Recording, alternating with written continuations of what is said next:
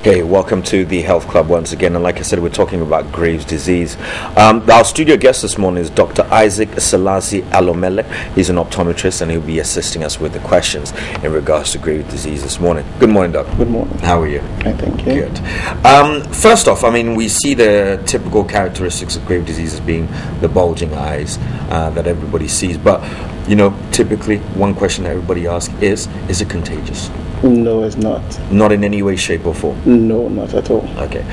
What causes the problem with the immune system for this to actually occur? Okay. When we say an autoimmune disease, basically means that your immune system is actually now attacking your body, your healthy organs, instead of attacking diseases that are actually going into your body. Okay. So in Graves' disease, what happens is that the body reacts to your immune system, in the sense that now instead of fighting diseases, your immune system fights against your body. Right. And then instead of having the body function as it should normally, it begins to function abnormally. Okay. And it affects several organs. Okay. How does our environment affect our immune system? Well, autoimmune diseases are automatic, okay, but then there are certain factors that actually can trigger it. Stress is one of them. Smoking is also one of them, and then certain drugs we take. Okay. Example is interleukin 2 for cancer, and then interferon also for cancer. Okay. I understand what you say. So those are the ones that literally would make you weak and bring yes, down your immune system. it could make your immune system fight you. Right. Okay. How can you? Well, we've talked about the eyes, but besides that, how do you recognize Graves' disease?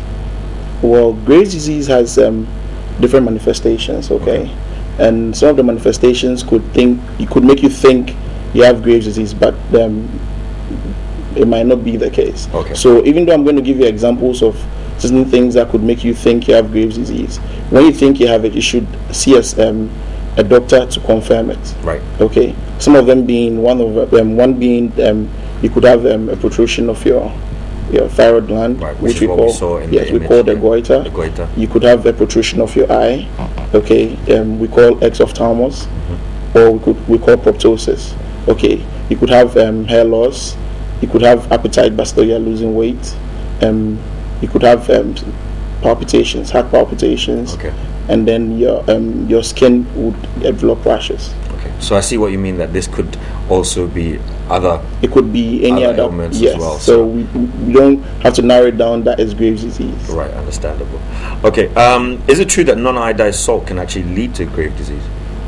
Well, Graves' disease manifests in the thyroid. Okay, lack of iodine causes goiter.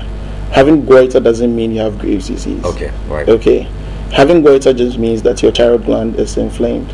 Okay, and lack of iodine can make your thyroid gland inflamed, so that the body is able to have more T3 and T4 hormones being produced. Okay. So lack of iodine cannot cause Graves' disease. Okay, understandable. All right, morning. So Doc, just let's continue our conversation and try and get some of the treatments that come with Graves' disease. What would be the initial treatment when it comes to Graves' disease? Okay, when it comes to Graves' disease, because it has different manifestations, they are all treated separately. Okay. For instance, because it affects your thyroid, and the thyroid actually affects the whole body system, that would have to be taken care of. Okay. That is done. Some people use radioiodine therapy, which is radiation, and then they use thyroid suppression drugs. Okay. When it comes to the eye, there are different interventions depending on what the actual problem is. Okay, for instance, in the eye, because your eyeball bulges out, you tend to have dry eyes a lot. Okay, so that will be treated with tear supplements, lubricants, and then also it actually affects your muscles, so you tend to have double vision. So in this case, it has to be treated as such. Okay, but at times too, that because of the bulging, it pushes against your optic nerve. In such a case, they would have to do surgical decompression, which would actually release the stress on your optic nerve, so that it doesn't lead to permanent vision loss. Okay, there are times too that you'd have to do surgery because of your lids, which are not closing well. At times you'd go to bed with patches on your eye, so that you be able to protect the integrity of your cornea, which is like the window to to the whole body, because that's where everything you see is actually hits before it goes into your eye for the brain to interpret it. So we'd have to actually protect the integrity of your cornea by lubricating it, by making sure that it doesn't dry up, it gets oxygen and stuff like that. Okay, so it's not just literally one straightforward treatment. You deal with the separate symptoms, exactly how they manifest, and try to eradicate things as you go around. Yes. So basically, treatment for somebody who's going through Graves' disease could be very expensive. Expensive and very long. And very long. Yes. Can it ever be fully cured? Well, it depends. There are different theories to it. Okay, but it's very intensive on the person as an individual. So depending on the person and how committed they are to having it cured, you can.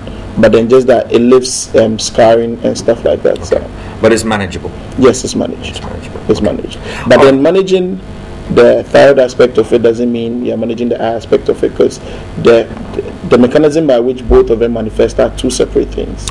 Okay. So your GP could be managing the thyroid aspect, but then you have to see your eye specialist to also manage the eye aspect of it. So maybe a dermatologist. Yes, for the skin aspect of it. So it's a 3-in-1 treatment. Okay. Yes. All right, Doc, I want to thank you so much for coming in this morning and teaching us a little bit more about Graves' disease. This has been Dr. Isaac Selassie Alomele. He's an optometrist, and the segment has been brought to you by Lipton Tea, your #1 tea brand in the world, and Baltic Natural Mineral Water.